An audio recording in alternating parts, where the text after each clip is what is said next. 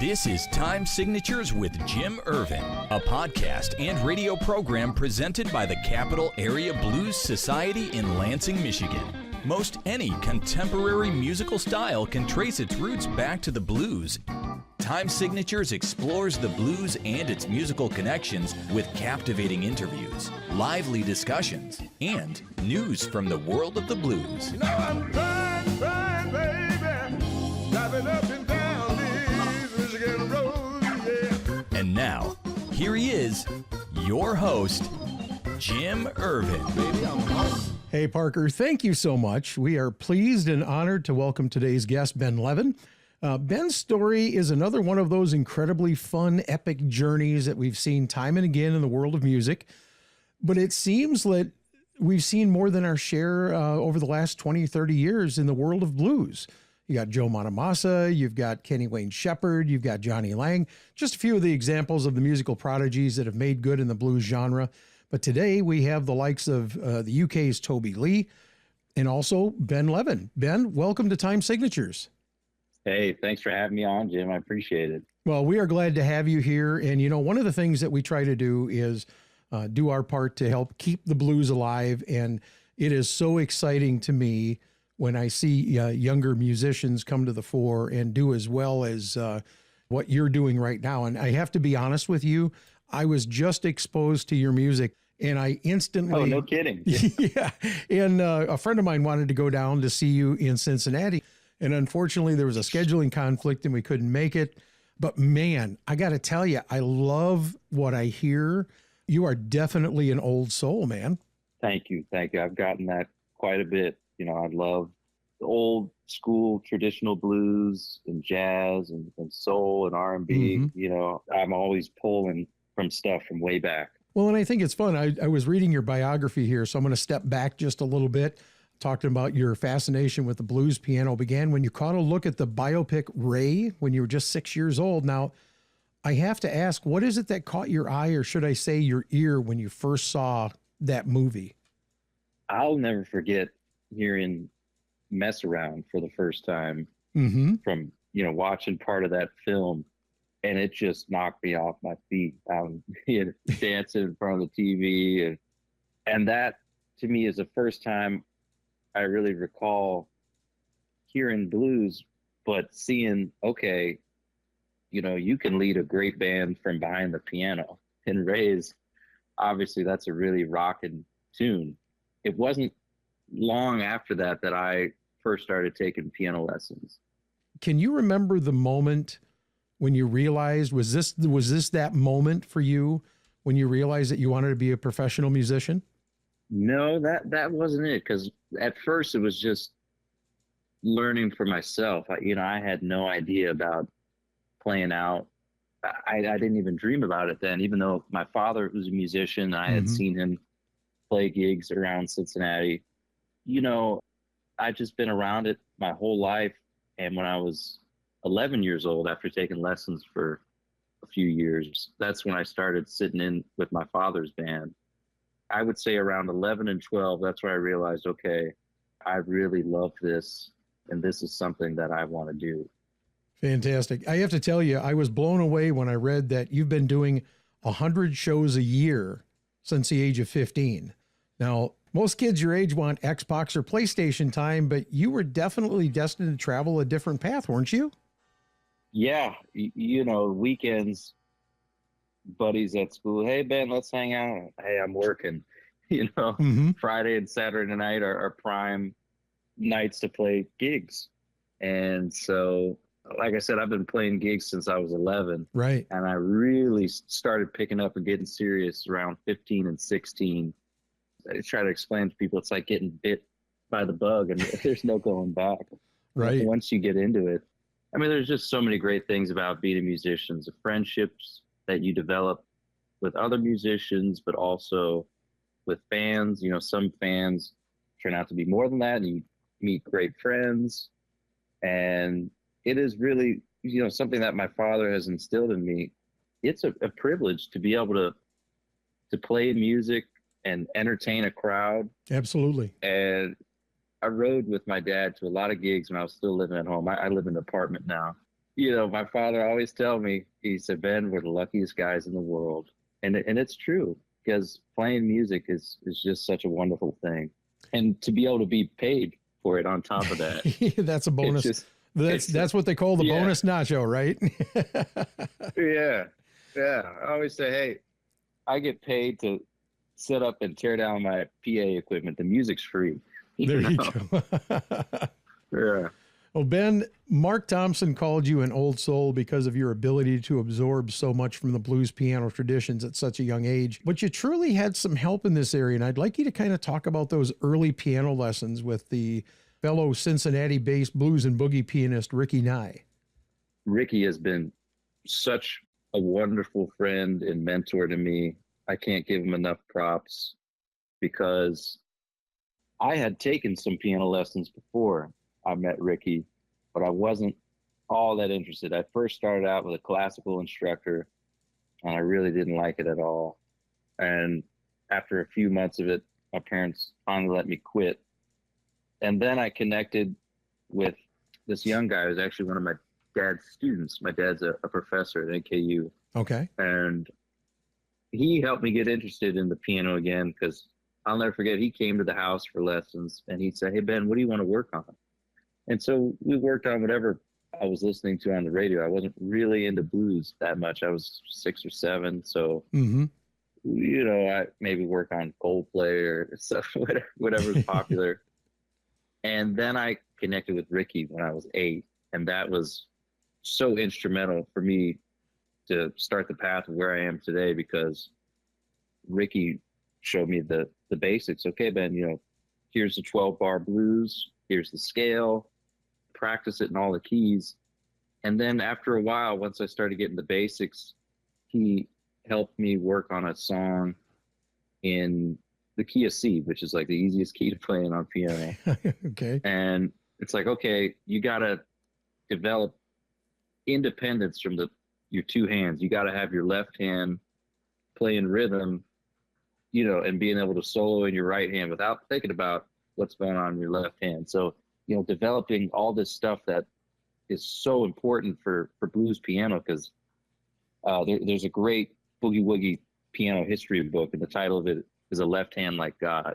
These guys had amazing left hands, and they didn't even really need a bass player, because they're pounding away. So it's things like that. And once I started getting interested into it, really interested in blues, every few weeks, Ricky would send me home with a new CD to listen to. He burned me a disc and said, okay, Ben, come back next week and just get one lick off of this, and then we'll work on it together. So, he'd send me home with, of course, Ray Charles. Always loved Ray. Absolutely. But then he really introduced me to the heavy hitters of blues piano, like Otis Spann and Memphis Slim, Sunnyland Slim, Pinetop Perkins. And there was a Cincinnati-based piano player who was a mentor to Ricky. His name was Big Joe Duskin. Okay. So we worked on some of his stuff. And New Orleans piano, I've always loved Professor Longhair, Dr. John. And it's one of those things, it sounds very specific. You say, I play blues piano. But it's such a vast world to dive into, because there's so many great players, there's so many great recordings to listen to, and the more you get into it, the more you discover. It's a never-ending treasure trove. It's like peeling the onion, isn't it? Just layer after layer. It really is. Absolutely. Yeah. At the age of 13, you appeared for the first time at the Cincy Blues Fest. By 15, you took the role of full-time piano player for your father's weekend band, the Heaters. Now, how were you received by those in attendance at that first show? When you first started coming on stage with your dad, how about the venues? Did they treat you well? Did they accept you? Or how long did it take you to turn them around? Well, my father has always been such a great frontman and showman. Really, I've always admired his charisma on stage. So when I started out, it's like, oh, hey, here's Aaron's son. He's really cute. So it was, I don't want to say novelty, because I was playing, but it was a little bit of I guess the word would be a shtick. So everybody was really friendly to me. I didn't really run into too many issues like that. I mean, you know, you talk about when I was 13, I played the Blues Fest for the first time. I was really nervous. That was one of my first times on a big stage, and I was the first set of the day to kick off the piano stage. No pressure at all. Yeah. No pressure, right? And they were having all kinds of sound issues. And so let's say I was supposed to start at noon and play till 1. I don't think I started till close to half past noon because they kept having issues with mic feedback. And so I'm sitting up on stage just trying to keep my cool and get ready to play. And I'm sure you've had other musicians explain this. There are a lot of nerves, and it just depends on the show and how you're feeling. But the overwhelming majority of the time, as soon as you start playing, it just melts away. And next thing you know, you've got them in the palm of your hand, right? Yeah. And that takes a really long time to develop the stage presence and being comfortable in front of an audience. And something I still work with. Of course, I feel comfortable now in front of my audience singing and playing, but I certainly was still very shy, 13 and 14, 15. I think, you know, once I started gigging really regularly, like you said, 15, 16, 100 times a year, it's like riding a bike. You do it so much, you start to figure out, okay, you know, this is how I want to run my show. You know, I modeled myself after my father and my mentor, Ricky. You take a little of this and how they do it, and then say, okay, you know, this is how I'll front the band. Yeah, I feel like I'm in a good place, very comfortable and confident. Absolutely. Hey, you're listening to Time Signatures. I'm your host, Jim Ervin. We've got Ben Levin, based out of Cincinnati, if I'm not incorrect. Is that right? You're in Cincinnati area? That's correct.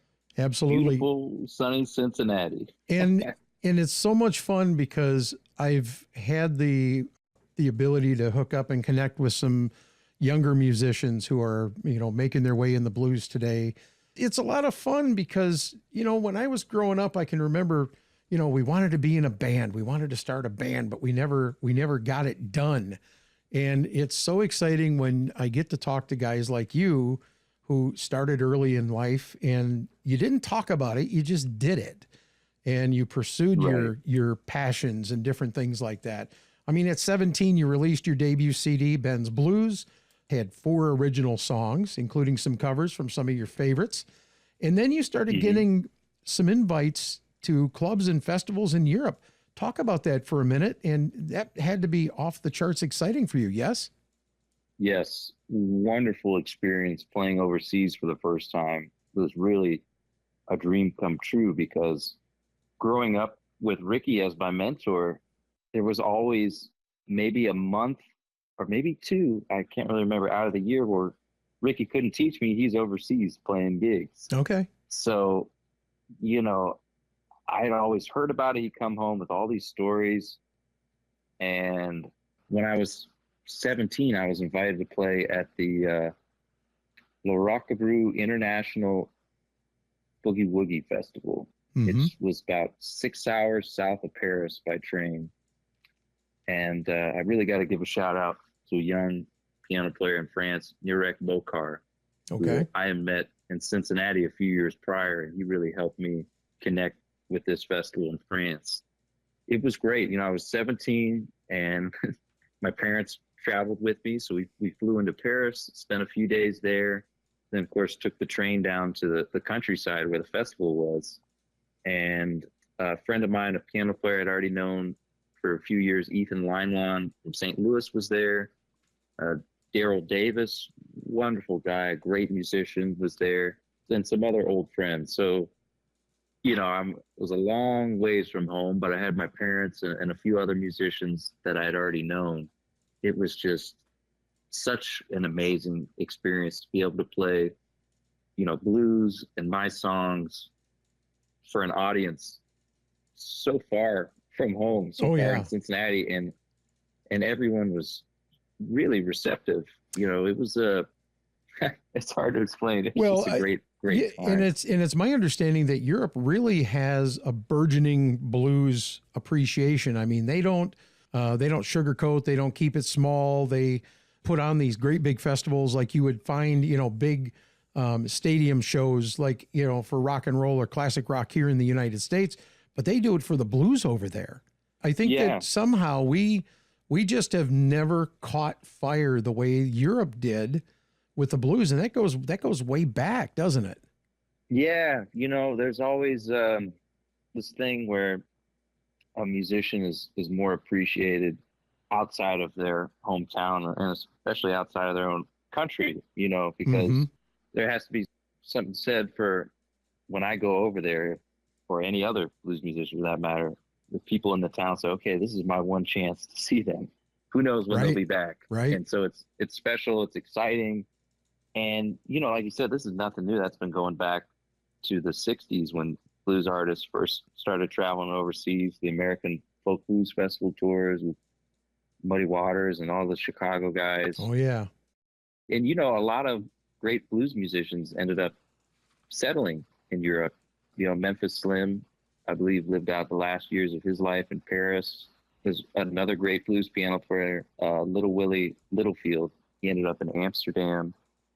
So, yeah, there's always been a real strong love and appreciation for blues over there. One of these days, I've always said this, one of these days I want to get over there because I'd like to catch one of the big events. I mean, there was a group that just was over in Romania, including Larry McRae and Toronzo Cannon, and I believe Joanna Connor was over there as well. And I've gotten to see, Larry's from Michigan, so I get to see him pretty regular. It's exciting. But I got to see Joanna and Toronzo at a blues event down here in Jackson. And Nice. it was so much fun. And then I got to see one of my bucket list concerts was Buddy Guy. Got to see him in June. And he was the one that really turned me on to, the history, because I'm a fan. I've been a fan for most of my life, but I don't know the history. And one of the things I liked about Buddy is that he gave us a history lesson while we were there. It was a lot of fun. Yeah, Buddy's one of the last men standing in his generation. I've seen him a few times over the years. I've always loved his playing, and he has made a few records with Otis Spann on the piano, who, if you talk to any piano player, Otis Spann is the god. He's the greatest for blues. Absolutely. So I've got to keep moving here. I got so much to cover. There's there's a lot to cover here, but I wanted to talk to you about taking part in the Dayton Blues Challenge, which you won, and then you went off to the International Blues Challenge in Memphis, where you placed in the semifinals. But you also got to meet somebody really special, a former guitarist for the late great Muddy Waters from the 70s. Talk about Bob for a minute. Yeah, steady rolling, Bob Margolin. So my father and I had already connected with Bob through email because I was planning on going down to Clarksdale, Mississippi that summer for the Pinetop Perkins Foundation Blues Workshop, where Bob is one of the head instructors for the master class. And so we had traded some emails back and forth, and the way we met Bob in person was pretty funny. I had played the night before in one of the challenges in Memphis. And so I'm in the room sleeping, and my dad comes in. Who knows what time it was? I was a teenager. It could have been 10, 11 a.m. My dad's been up for a few hours. I'm conked out. He says, Ben, you'll never guess who I just had breakfast with in the lobby. I said, I don't know. And he said, Bob Margolin. He's staying at our hotel. Come on, get dressed. Come on down. And So yeah, I met Bob, and we just talked about music. And Bob, when he was in Muddy's band, was with Pinetop Perkins for 7 years, one of my heroes. Sure. And so we talked about that and really hit it off. Bob is another guy who's been a really kind mentor and friend to me. And so we ended up bringing in Bob to do a special blues show in Cincinnati. Wonderful. In May of that year. Following year, we brought Bob Margolin back into town with Bob Cortor and did a recording session, which became my second release before me. And so I've gone back down to Clarksdale 3 or 4 times since then. I always enjoy seeing Bob Margolin down there, and the Pinetop Perkins Foundation. It's like a big family. It's all students and families. And, you know, for me, just priceless connections with the instructors like Bob Margolin, and Bob Strozier goes down there every year. Billy Branch has been an instructor now for a few years. So it's really just a wonderful thing. It doesn't surprise me, because one of the things that I've noticed about the blues artists is they are all very approachable. I mean, I haven't seen anybody yet who isn't. You know, they want to take you under the. What's that? I said you'll meet them. No, most everybody is very nice. Yeah, well, it's just kind of cool because they're taking the next generation under their wing, and they're nurturing, and they're helping them grow. And you know, I think that if we are to keep the blues alive, which you know, look at what Joe Bonamassa is doing with his foundation and with the KTBA cruises, which I see you've been on already as a performer. Yeah, I was on one of those. Oh man. And that had to be a thrill for you as well. Oh, that was one of the greatest trips of my life. The cruise took off from Athens, Greece, and then stopped in Mykonos for a day, and then Kusadasi, Turkey. So I saw all these cities. Otherwise, I would never be over there. And of course, the cruise itself. So many great musicians. Joe, of course, but sure. Keb Mo was on there. Tommy Emmanuel, and a bunch of others. I can't even keep everybody's names straight because it's such a big cruise packed with bands. I mean, it's almost all day. There's about 3 or 4 bands going at once in different parts of the boat. A thrill a minute, man. Yeah, it's just definitely one big party, and I'm really excited. I'll be on the legendary Rhythm and Blues cruise that takes off from San Diego. Nice. We've got to get you. We have to get you up to Michigan. That's all there is to it. We need to find a way to get a venue or two to bring you up here to play, because people need to get a taste of what you bring to the table. Where do you see yourself in the next 5 years? Where is your trajectory headed, do you think? Well, I'm trying some new things and some new projects. Just in the last few years, I've really developed a strong appreciation and love for Hammond organ. So nice. A few months ago, I bought a portable organ rig, something I can gig with without having to buy a trailer and haul around a real Hammond and a Leslie cabinet. Right, right. So, you know, I really want, and I will in the next few months, start an organ trio and quartet project. Nice. Where I'll still be playing blues, but also dipping my toes into some jazz, but soul jazz, like I like to say, very accessible to listeners. Absolutely. Because it's so close to blues. So, you know, that I definitely want to continue to develop my chops on organ, you know, and understand more jazz theory for piano, because this last year I've been playing a weekly steakhouse gig in Cincinnati, and I'm playing just solo piano music while folks are eating and drinking cocktails and stuff. So nice. It's been a fun challenge for me to stretch out and learn some standards like Misty and some Nat King Cole stuff. Very cool. Well, listen, my guest has been Ben Levin. He joined us today on Time Signatures. I think we're going to hang around for another episode here because there's so much yet to talk about. We want to thank everybody for tuning in. And most of all, thank you all for helping us keep the blues alive. This has been Time Signatures with Jim Ervin, presented by the Capital Area Blues Society in Lansing, Michigan. For more information on cabs, visit capitalareablues.org. You can find this episode and past episodes at lccconnect.org. The Time Signatures theme song, Michigan Roads, is used by permission and was written by Root Doctor, featuring Freddie Cunningham. You know I'm trying, baby, driving up and down these Michigan roads, yeah. Until next time, keep on keeping the blues alive.